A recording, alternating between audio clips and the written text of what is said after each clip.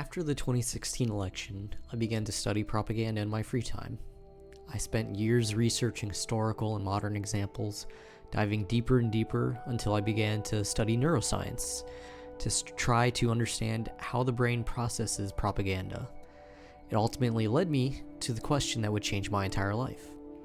What is consciousness? You see, our consciousness is swayed and moved by stories, and stories are utilized in the art of propaganda. I wanted to understand how propaganda worked at the most fundamental levels of thought, and the search led me to the question, what is consciousness?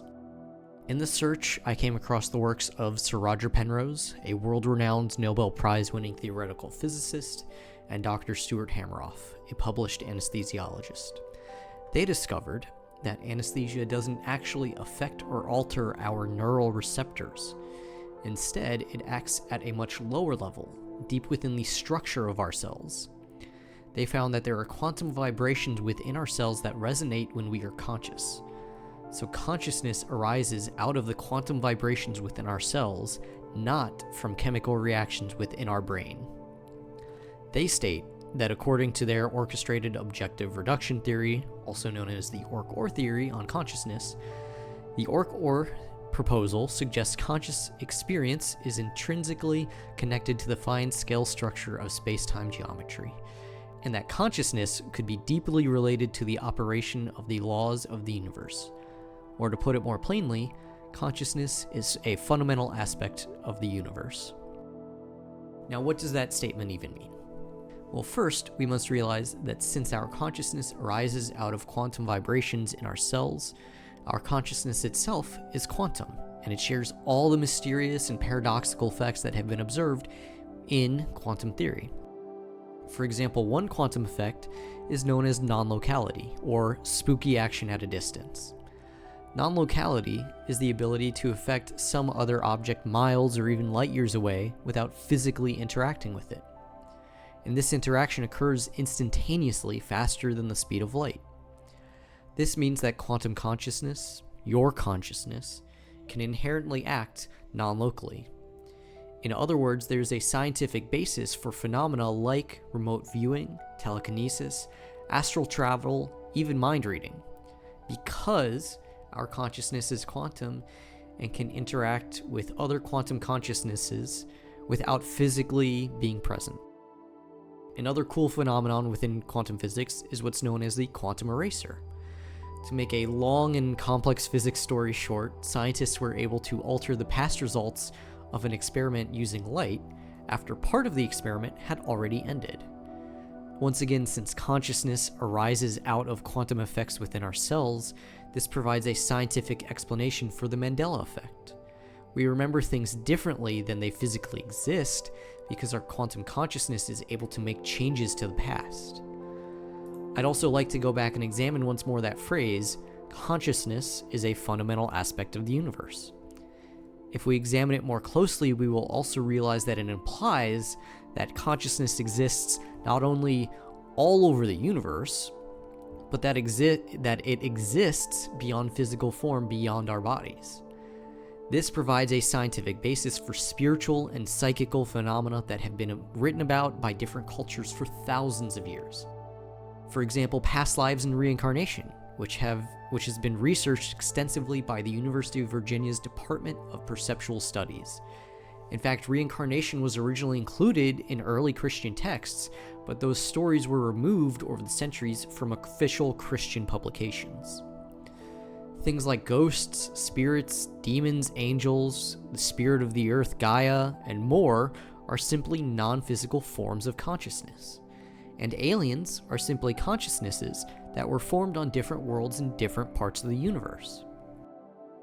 Now, you don't have to take my word on this. Some of the brightest people and most powerful organizations on Earth have studied consciousness for centuries. Isaac Newton, after discovering gravity, became a self-proclaimed alchemist, studying energy and the connection between religious experiences and science. Prolific inventors like Nikola Tesla and Thomas Edison are known to have worked on a spirit phone to try communicating with the dead, amongst other inventions. Beyond them, there are hundreds of celebrated inventors, Nobel Prize winners, chemists, biologists, artists, psychologists, and more who sought fit to pursue parascientific research. Together, these individuals are celebrated as humanity's best and brightest minds. To quote Dr. Alan Gould's 1982 book, Mediumship and Survival, A Century of Investigations, such a list ought to be sufficient to demonstrate that ESP research is not a playground for superstitious cranks. On the contrary, the standards of research have in general been rigorous, far more rigorous, as psychologists have on occasion had to admit, than those of psychology. But the list doesn't end there. The most powerful governments in the world have poured billions into studying consciousness and the parasciences.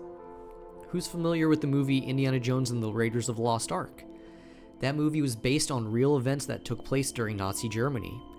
Leaders within the Nazi SS led multiple expeditions around the world to uncover artifacts, interview witches and native shaman, all in the search of powers over their enemies. After World War II, the United States and Soviet Union entered a psychic arms race, where both countries poured billions into secret programs exploring topics like the operational use of hypnosis, remote viewing, the paranormal, and more. After all, if you could psychically spy on your enemies, why wouldn't the most powerful militaries in the world do so? If there were risks that hexes or demons could be used to influence foreign diplomats, why wouldn't our military seek to harness or even protect from those abilities? Former psychic spy Lynn Buchanan states that the intelligence they gathered psychically was used to plan real military missions that had the potential to put the lives of American service members at risk. Even our governments understand the power of our consciousness. But the power of our consciousness doesn't stop there. I'd like to cover 3 more puzzle pieces to show what quantum consciousness is capable of, to show the extent of what we actually are. The first puzzle piece is found in the paranormal, where it has been observed that non-physical consciousnesses, or ghosts, are able to manipulate electronics and the electromagnetic spectrum as shown in dozens of paranormal television shows.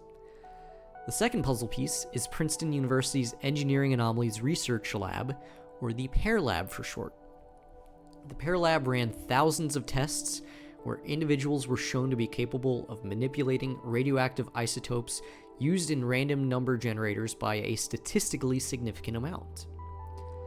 And the final puzzle piece, there are tales across time of saints, monks, and wise men who are capable of floating and quite literally defying gravity. My favorite story is of Saint Joseph of Cupertino, who is said to have entered fits of rapturous joy so powerful he would literally float during church services. Kind of like Uncle Albert and Mary Poppins, who would laugh so much that he floated to the ceiling. The church eventually deemed St. Joseph's floating so distracting to the rest of the congregation that they sent him to a monastery for the rest of his days. Now, what do these stories and the research show us?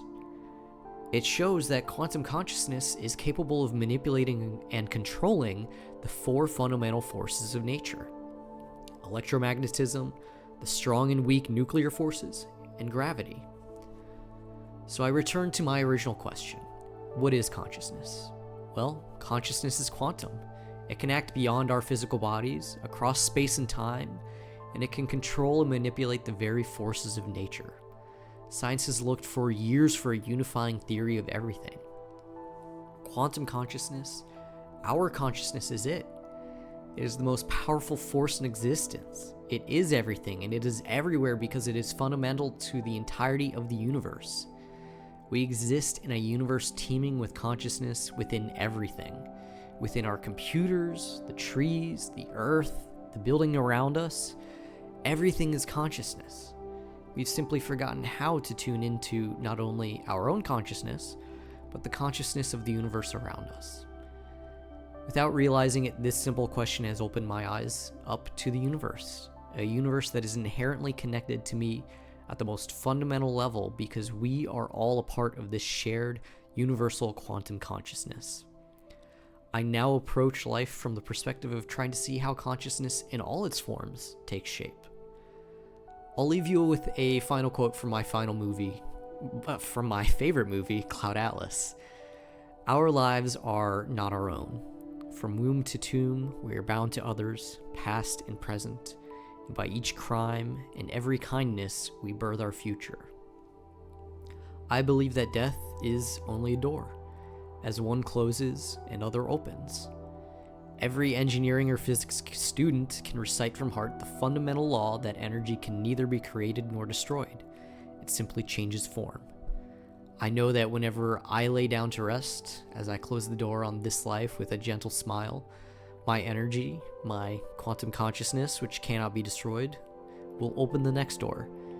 And I know I will see you all there again as we collectively write that next story together. Thank you, and don't forget to be excellent to each other.